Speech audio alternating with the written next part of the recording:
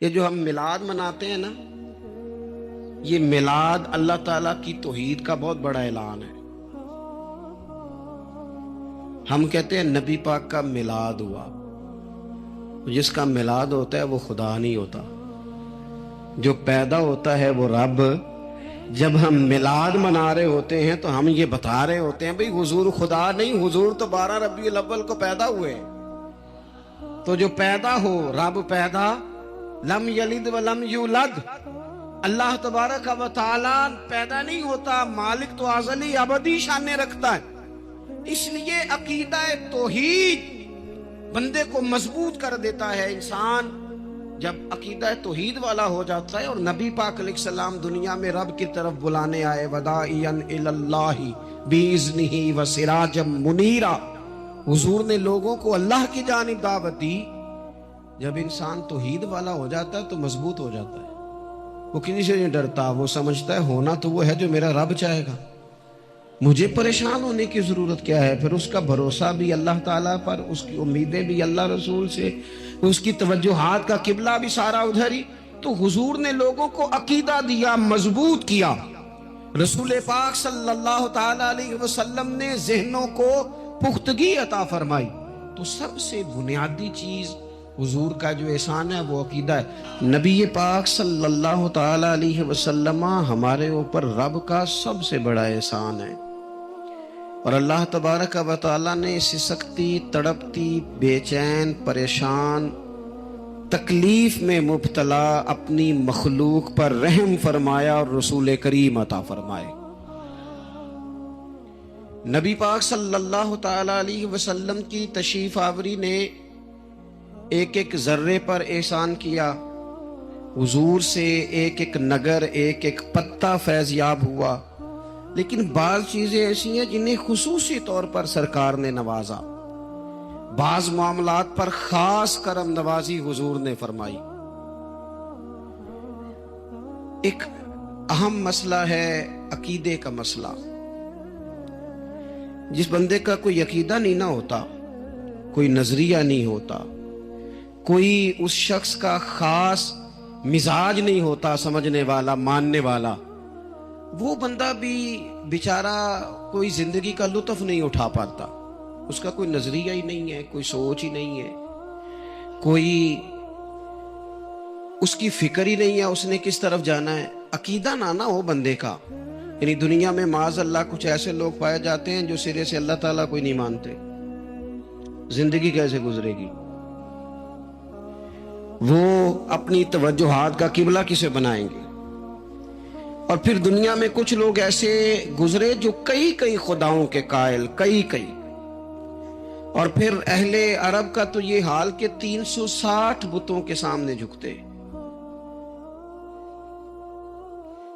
مجھے بتائیے، جس بندے کو یہی خبر نہ ہو میرا خالق اور مالک کون ہے، جس کو یہی پتا نہ ہو کہ میرا رزق کہاں سے آتا ہے، میں نے مانگنا کہاں سے، جسے یہ خبر ہی نہ ہو کہ میری دعاؤں کا رخ کس طرف ہونا چاہیے، اس کی بھی کوئی زندگی ہے؟ نبی پاک علیہ السلام نے سب سے بڑا احسان یہ فرمایا ہے کہ ہمیں عقیدہ توحید سکھایا ہے۔ حضور نے ہمیں ہر جگہ سے چھڑا کے رب کریم کی بارگاہ میں سجدہ کرنے کا حکم دیا ہے۔ عرب کے لوگ جو تھے وہ بڑی بڑی وہم کا شکار تھے، بڑی بڑی اوہام پرستی کا شکار تھے۔ یہ آج کل بھی وہم بہت زیادہ ہے نوجوانوں میں، یعنی کوئی فیصلہ پکا ہے ہی نہیں، کوئی پکی بات ہی نہیں کرتے، یہ کر لوں کہ نہ کروں، اگر آپ کہتے ہیں تو کر لیتا ہوں، ویسے اس میں فلانی کمزوری بھی ہے، اور اگر میں نے نہ کیا تو فلاں مشکل بھی ہے۔ بھئی جس بندے نے قوت فیصلہ ہی نہیں پائی، اس نے ارادہ ہی پکا نہیں کیا کہ اس نے کدھر جانا ہے، تو وہ سفر کیسے کرے گا؟ سفر تو اس بندے کا مکمل ہوتا ہے جو سفر شروع کرتا ہے۔ عرب کے لوگ بھی بڑے بڑے اوہام پرستی کا قائل تھے۔ وہ جب قربانیاں کرتے تھے تو ان کا گوشت لا کے کعبے کی دیواروں کے ساتھ ملا کرتے تھے، یہ قبولیت کی علامت ہے۔ سارے کپڑے اتار کے کعبے کا طواف کرتے تھے، جب احرام باندھ لیتے، حج عمرے کا ارادہ کرتے تو دروازوں سے داخل نہیں ہوتے تھے۔ وہ کہتے تھے کہ دروازے گناہگار ہیں اور ہم چونکہ اب نیک کام کر رہے ہیں لہذا اوپر سے ہو کے آئیں گے۔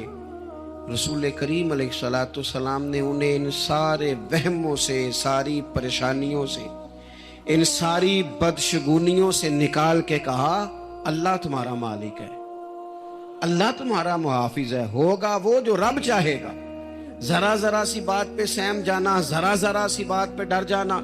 حضور نے لوگوں کو قوت فیصلہ عطا کی، اور اتنی بڑی قوت فیصلہ حضور نے دی کہ کل تک جو فیصلہ کر نہیں نہ پا رہے تھے، آج انہوں نے اس طرح کے فیصلے کیے کہ اپنی ساری کی ساری اولادیں لے کر وہ میدانوں میں کھڑے ہو گئے۔ وہ ڈٹ گئے کہ ہم نے کفر کے مقابلے میں جہاد کرنا ہے۔ انہوں نے طے کر لیا کہ حق کیا ہے، سچ کیا ہے۔ نبی پاک علیہ الصلوۃ والسلام نے ہمیں عقیدہ توحید دیا، اور وہ طے کر کے دیا ہے نبی پاک۔ سجدہ سوائے اللہ کے کسی کو جائز، اگر کوئی عبادت کی نیت سے کرتا ہے تو سجدہ کفر ہے، اور اگر تعظیم کی نیت سے کرتا ہے تو حرام ہے۔ اعلیٰ حضرت بریلوی رحمۃ اللہ علیہ نے 50 کے قریب دلائل کتاب و سنت سے اور 100 سے زیادہ دلائل فقہ اور اصول فقہ سے بیان فرمائے ہیں کہ کسی اور کے لیے تعظیمی سجدہ بھی حرام ہے۔ نبی پاک علیہ السلام تشریف فرما تھے تو کچھ جانوروں نے آ کے حضور کے قدموں پہ سجدہ کیا، پیش نظر ہے وہ نوبہار، اور سجدے کو دل ہے بے قرار، روکیے سر کو روکیے، یہی تو امتحان ہے۔ کچھ جانوروں نے جب سجدہ کیا تو صحابہ عرض کرنے لگے یا رسول اللہ صلی اللہ تعالی علیہ وسلم ہمارا بھی دل کرتا ہے۔ تو حضور نے فرمایا بھی سجدہ سوائے رب کے کسی کے لیے جائز نہیں ہے، ہاں اگر جائز ہوتا تو میں خاتون سے کہتا کہ اپنے شوہر کو سجدہ کرے۔ نبی پاک علیہ الصلوۃ والسلام نے حد بندی کر دی۔ پھر بعض خاص طبقات پر حضور نے خاص احسان کیا۔ آج بھی پوری دنیا میں ڈھنڈورا پیٹا جاتا ہے عورتوں کے حقوق کا، پوری دنیا کے اندر، اور بعض لوگ عورتوں کو بڑا دھوکہ دیتے ہیں، کہتے ہیں تمہیں حق نہیں ملتے لہٰذا تم سڑکوں پہ آ جاؤ، معاذ اللہ، تمہیں حق نہیں ملتے لہٰذا تم معاذ اللہ بازاروں کی رونق بن جاؤ۔ عورتوں کو بڑا پریشان کیا جاتا ہے حقوق کے تعلق سے۔ نبی پاک علیہ السلام کی آمد سے پہلے کوئی خاتون کے ساتھ سلوک اچھا نہیں کیا جاتا تھا، اس کا کوئی جائیداد میں حصہ نہیں تھا۔ عورت کا خامد اگر فوت ہو جاتا تو وہ اپنے سسرال کے خاندان کی پراپرٹی بن جاتی معاذ اللہ، جس کے مرضی چاہے سپرد کر دیتے۔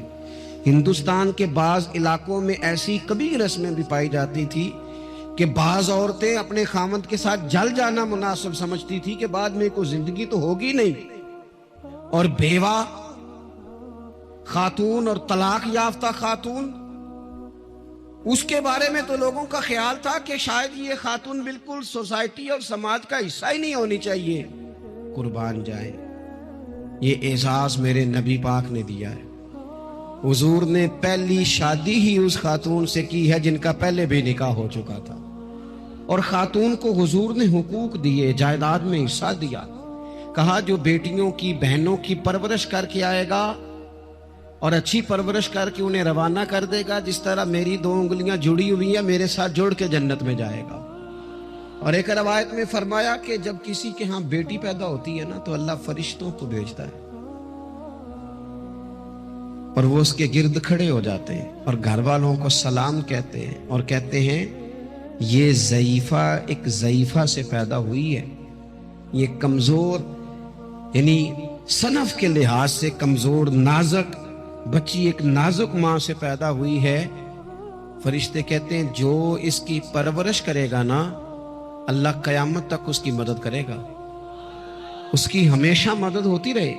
اور نبی پاک صلی اللہ تعالی علیہ وسلم کی خدمت میں آ کے جب خواتین نے کہا تو نا یا رسول اللہ ہمارے تو دین دنیا کے معاملات میں مردوں کے تعلق سے کمزوری ہے، کئی دن تو ہم ویسے نماز نہیں پڑھ سکتی مہینے میں، کئی دن تو ہم ویسے عبادات کے قریب نہیں جا سکتی، جہاد پہ ہم نہیں جاتی، گواہی ہماری مردوں کے برابر نہیں، تو یا رسول اللہ صلی اللہ علیہ وسلم ہمارا بھی کوئی اعزاز ہے۔ تو حضور نے فرمایا جب کوئی خاتون حاملہ ہوتی ہے نا تو اللہ اسے اتنا ہی ثواب دیتا ہے جتنا جہاد کرنے والے کو ثواب دیتا ہے. اور جب بچہ پیدا ہوتا ہے تو اللہ تعالیٰ اسے شہادت کا درجہ عطا کرتا ہے.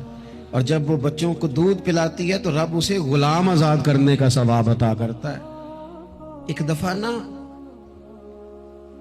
نبی پاک صلی اللہ تعالیٰ علیہ وسلم کی خدمت عالی مرتبت میں حضرت عائشہ صدیقہ رضی اللہ تعالیٰ عنہ نے ایک واقعہ عرض کیا. عرض کی حضور آج میرے ساتھ عجیب معاملہ ہوا. میں گھر میں اکیلی تھی تو ایک خاتون 2 بیٹیوں سمیت آئی.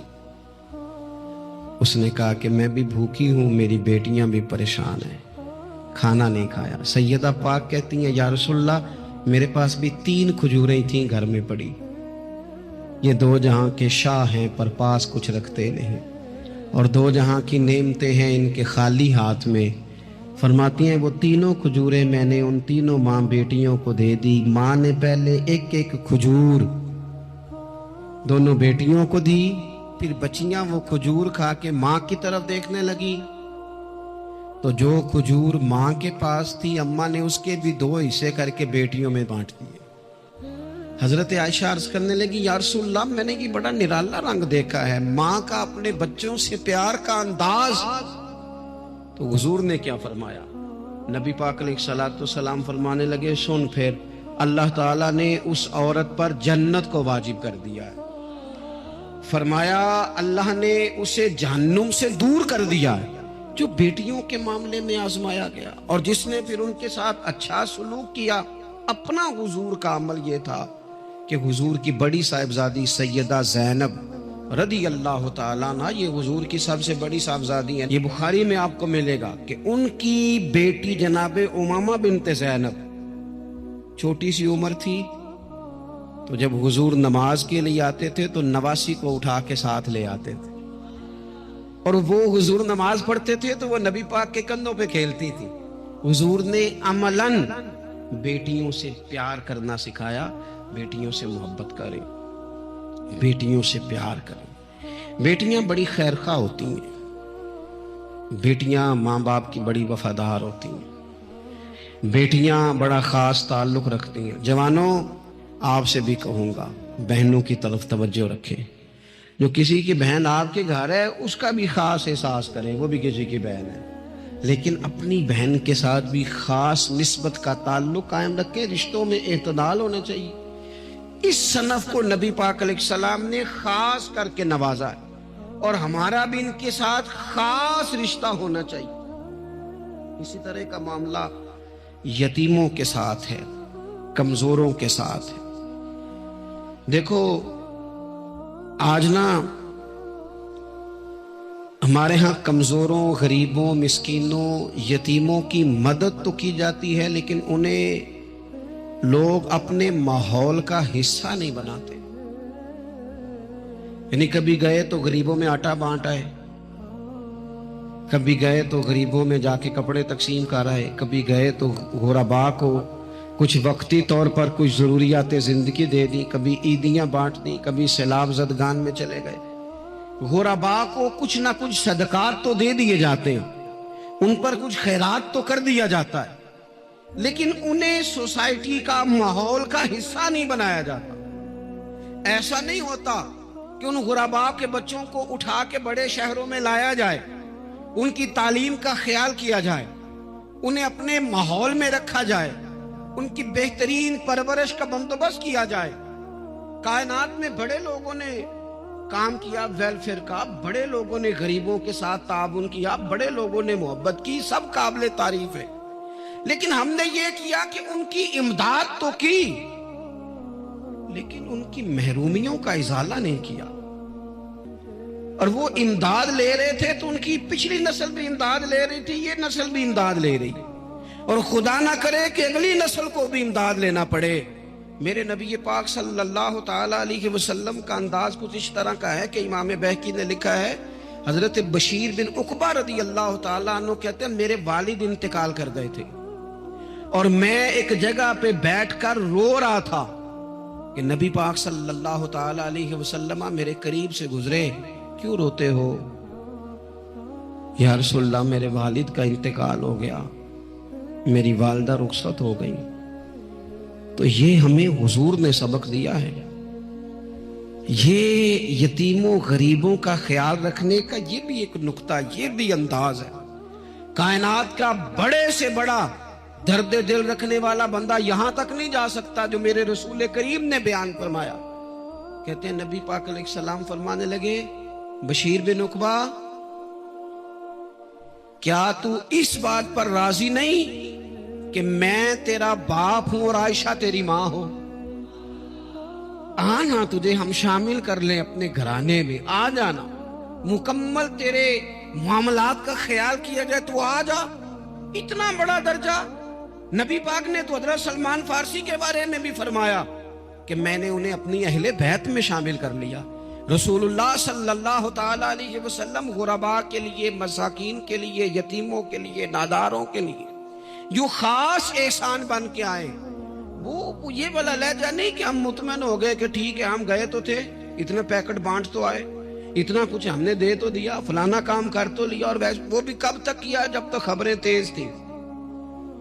ہمارے ملک میں سیلاب آیا، میڈیا نے خبر دی، شور ہوا، لوگوں نے بڑی کوشش کی، الحمدللہ بڑے اچھے جذبات کا اظہار کیا، ڈھیر سارے لوگ وہاں گئے۔ میں آپ سے پوچھتا ہوں کہ کیا سیلاب زدگان سارے اپنے اپنے گھروں میں چلے گئے؟ ان کے گھر بن گئے؟ لیکن ہمارے جذبے کیوں ٹھنڈے ہو گئے؟ اس لیے کہ خبریں ٹھنڈی ہو گئی۔ ہم تو چلتے ہیں ٹرینڈ کے ساتھ کہ آج کل ٹرینڈ کیا ہے، اگر خبر ادھر کی ہے تو ذوق ادھر کا ہے، خبر ادھر کی ہے تو ذوق ادھر کا ہے۔ دیر پا کام کرنا اور خاص جذبات پیدا کرنا ان لوگوں کے لیے۔ حضرت سیدنا عبداللہ بن ابی اوفا رضی اللہ تعالیٰ عنہ روایت کرتے ہیں، ایک یتیم بچہ آیا تھا، اس نے عرض کی حضور میری ماں بھی بھوکی ہے اور میری ایک ہمشیرہ ہے وہ بھی بھوکی ہے، روٹی دا دکھ نہ پوچھو، روٹی تے بندہ کھا جاندی دے۔ یہ جو بھوک ہوتی ہے نا، بھوک، بہت سارے لوگ نا، میں ایک شادی میں تھا تو وہاں ایک دو لوگ کھانا کھا رہے تھے، تو بعض لوگ انہیں دیکھ دیکھ کے مذاق کر رہے تھے، ویڈیو بنا رہے تھے، کہتے دیکھو کھانا ہی نہیں آتا، کیا انداز ہے، سارا ان کا منہ جو ہے وہ کھانے سے بھر گیا، ہاتھ دیکھو کہاں تک ان کے لتھڑ گئے، کیا انداز ہے۔ تو میں نے کہا تم ان کے کپڑے بھی تو دیکھو نا، انداز، بیٹھنا اٹھنا، کپڑے پہننا، یہ غریبی کا پتہ دیتے ہیں۔ بھوک جب تیز لگی ہو پھر کھانے کے آداب لوگوں کو یاد نہیں رہتے۔ غربت نے میرے بچوں کو تہذیب سکھا دی، اب وہ سہمے ہوئے رہتے ہیں، شرارت نہیں کرتے۔ وہ عزیز، ہوتا یہ ہے کہ جب انسان کو بھوک شدید لگی ہو نا، پھر اسے ڈاکٹر کی ہدایات نہیں یاد رہتی، پھر تو پیٹ کی آگ بجھانے کو لوگ دوڑتے ہیں۔ تو کہتے ہیں اس بچے نے آ کے عرض کی، یا رسول اللہ صلی اللہ تعالی علیہ وسلم، ماں بھی بھوکی ہے، بہن بھی بھوکی ہے۔ حضور نے نا اسے 21 کھجوریں عطا فرمائیں، فرمایا 7 تیری، 7 تیری بہن کی، 7 تیری والدہ کی۔ اور یہ حضور نے 21 کھجوریں دی ہیں، یہ نبی پاک نے 21 دی ہیں۔ ہاں، یہ حضور نے 21 دی، اور حضور تو اشارہ بھی کر دینا تو پھر روٹی ساری زندگی ختم نہیں ہوتی۔ وہ حضرت ابو ہریرہ کو بھی ملی تھی، فرماتے ہیں میں کئی سال کھاتا رہا، 1 کلو کھجوریں تھی پر ختم ہی نہیں ہوئی۔ 21 کھجوریں حضور نے دی۔ حضرت معاذ ابن جبل رضی اللہ تعالیٰ عنہ اٹھے اور دوڑ کے جا کے نا اس یتیم کے سر پہ ہاتھ پھیرا اور کہنے لگے، پتر اللہ تجھے اپنے والد کا جانشین بنائے۔ تو حضور فرمانے لگے، معاذ یہ تم نے کیا کیا؟ عرض کی، حضور اس بچے کی بات سن کے میرا دل بھر آیا ہے، محبت نے انگڑائی لی ہے تو میں نے یتیم کے سر پہ ہاتھ پھیرا ہے۔ یہ دیکھو حضور کا رشتہ۔ نبی کریم فرمانے لگے، سن، پھر جس نے کسی یتیم کے سر پر محبت سے ہاتھ ہی پھیر دیا نا، تو اللہ ہر بال کے بدلے اسے ایک نیکی بھی عطا کرے گا، ایک گناہ بھی معاف کرے گا، اور ایک درجہ بھی بلند فرمائے گا۔ چلو ہاتھ ہی پھیر دیا، تو نے کچھ تو کیا یتیم کے ساتھ، تیرا کوئی تو اس سے رشتہ ہوا۔ اور تیسرا طبقہ ہے غلاموں کا، مسکینوں کا، غریبوں کا۔ میں اور آپ اس ملک میں رہتے ہیں جہاں کچھ لوگوں کو کھانا بھی نہیں وقت پہ ملتا، اور کچھ لوگ 5 لاکھ روپیہ گاڑی کا اس لیے اضافی دے دیتے ہیں کہ مجھے ذرا نا نیو ماڈل جلدی چاہیے۔ یعنی ایک طرف ملک کی حالت یہ ہے کہ بعض لوگوں کے پاس پیسے نہیں ہیں کہ بچوں کی فیس بھر سکے، لیکن دوسری طرف حال یہ ہے کہ نئے ماڈل کا موبائل اگر مارکیٹ میں آتا ہے تو وہ ختم ہو جاتا ہے، ملتا ہی نہیں، وہ شارٹ ہو جاتا ہے۔ کچھ لوگوں نے اس طرح کیا ہے کہ انہوں نے یہ سمجھا ہے کہ دولت شاید موج کرنے کے لیے ہمیں دی گئی ہے، ہم طرح طرح کے کھانے کھائیں، طرح طرح سے چیزیں اوڑیں، طرح طرح کے معاملات کریں، انہوں نے یہ طے کر لیا ہے۔ اس کا نقصان کیا ہوا ہے؟ اس کا نقصان یہ ہوا ہے کہ کچھ لوگ غربت کی سطح سے نیچے آ گئے ہیں بیچارے۔ نبی پاک کا جو احسان ان غریب لوگوں پر ہے، حضور علیہ السلام کے پاس نا حضرت عبداللہ ابن عمر روایت کرتے ہیں اور طبرانی میں موجود ہے، حضور کے پاس نا 10 دینار تھے۔ ہمارے پاس بھی پیسے ہوتے ہیں نا، لیکن وہ کچھ ہوتے ہیں ہمارے کھانا کھانے کے لیے، کچھ ہوتے ہیں آئس کریم کھانے کے لیے، کچھ اس لیے ہوتے ہیں کہ آج میری مرضی دا نہیں پکا، لہذا میں نے، ہمارے ایک دوست ہیں وہ کہتے ہیں کہ آج کل یہ ماحول بن گیا ہے کہ بچے اگر کہتے ہیں نا کھانا میری مرضی کا نہیں، تو اماں کہتی ہے جا تو برگر کھا لے۔ کہتے ہیں ہمارے دور میں یوں نہیں ہوتا تھا، اگر ہم کہتے تھے نا کھانا میری مرضی کا نہیں تو پھر ہمیں ڈبل چیز کھانے کو ملتی تھی، ایک مار بھی کھانا پڑتی تھی اور وہ کھانا بھی کھانا پڑتا تھا۔ اور پھر کچھ پیسہ لوگوں نے صرف اس لیے سنبھال کے رکھا ہوا ہے کہ جو اضافی چیزیں ہیں نا، اضافی، میرا ویسے تجربہ نہیں ہے اور نہ میں نے زیادہ گہرائی سے دیکھا ہے، بس مجھے بتایا گیا ہے، اور پتہ نہیں اب بات درست ہے کہ نہیں، مجھے بتایا گیا ہے کہ پہلے لڑکیاں بیوٹی پارلر جاتی تھی، اب سنا لڑکے بھی جاتے ہیں۔ اب خدا جانے یہ بات سچ ہے کہ غلط ہے۔ یہ جو اضافی اخراجات ہیں نا، یہ اگر ہم تھوڑے سمیٹ لیں، یعنی مولا علی شیر خدا کرم اللہ تعالی وجہہ الکریم مزدوری کر کے نکلے تو 2 کلو کھجوریں تھیں، حضور بس فرمانے لگے 1 کلو میرے بچے کھائیں گے اور کلو مدینے کے غریب بچے کھائیں گے، یعنی کل 2 کلو ظاہری طور پر کھجوریں ہیں، اس میں بھی دوسروں کا حصہ۔ ہمارے پاس جو مال آتا ہے اگر تھوڑا سا نا ہم اسے یہ نہ سمجھ لیں کہ میرا ہی حق ہے، کسی کو اس میں سے ایک لقمہ بھی نہیں ملنا چاہیے، اگر ہم تھوڑا سا نا دل کشادہ کریں تو 3 لوگوں کا کھانا 4 بھی کھا سکتے ہیں، 4 کا کھانا 5 بھی کھا سکتے ہیں، 6 کا کھانا 7 کا کھانا 10 بھی کھا سکتے ہیں۔ شرط یہ ہے کہ دل کشادہ ہو، دل دریات سمندروں ڈونگے کون دلا دیا جانے، تھوڑی سی نا کشادگی پیدا کی جائے۔ حضرت عبداللہ ابن عمر کہتے ہیں نبی کریم علیہ السلام کے پاس نا 10 دینار تھے، ویسے تو کائنات ہی میرے نبی کی مٹھی میں ہے، لیکن ظاہری طور پر 10 دینار تھے۔ حضور ایک دکان پہ گئے، 4 دینار کا حضور نے ایک جوڑا خریدا، کپڑے خریدے، وہ قمیض حضور نے پہنی، ایک انصاری آگے بڑھ کے عرض کرنے لگے حضور میرا بڑا دل کر رہا ہے، یہ مجھے نہیں دے دیتے آپ؟ تو حضور خوش ہو گئے، یہ میرے محبوب کا دروازہ ہے کہ جب کوئی مانگتا ہے تو حضور خوش ہو جاتے ہیں۔ نبی کریم سے مانگا اس شخص نے تو حضور خوش ہو گئے، اور محبوب نے وہ کرتا وہ کپڑے اتار کے اس انصاری کو عطا کر دی، اور 4 دینار کے اور خرید لیے، باقی بچے 2 دینار۔ نبی کریم وہ لے کے نکلے، رخصت ہوئے گھر جانے کے لیے، تو رستے میں خاتون کو روتے ہوئے دیکھا، حضور رک گئے، فرمایا کیوں رو رہی ہو؟ عرض کرنے لگی یا رسول اللہ صلی اللہ تعالی علیہ وسلم میں فلاں آدمی کی کنیز ہوں، نوکرانی ہوں، اس نے آٹا لینے بھیجا تھا 2 دینار کا، وہ 2 دینار گم ہو گئے، حضور نے 2 دینار اسے عطا کر دی، وہ دیے تو پھر رو رہی تھی، فرمایا اب کیوں روتی ہو؟ کہنے لگی یا رسول اللہ ڈرتی ہوں دیر بڑی ہو گئی، مار ہی نہ پڑے۔ تو حضور نے فرمایا چل نہ، میں تیرے ساتھ چلتا ہوں۔ حضور ان کے گھر گئے، وہ اہل ایمان کا گھر تھا جن کی وہ کنیز تھی، جا کے کہا السلام علیکم، اندر سے جواب ہی نہیں آیا، پھر فرمایا السلام علیکم، کوئی جواب ہی نہیں آیا۔